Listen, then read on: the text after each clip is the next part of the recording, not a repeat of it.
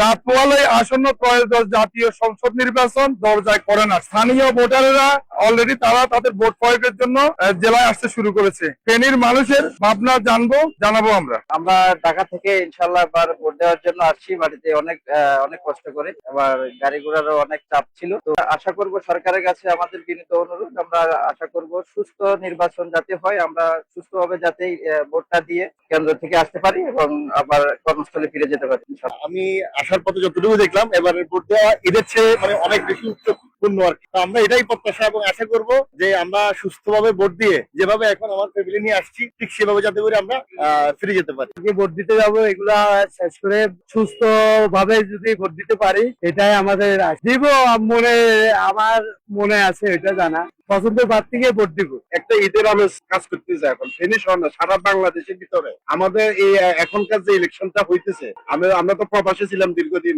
আসলে সচক্ষে কখনো ইলেকশন দেখি নাই।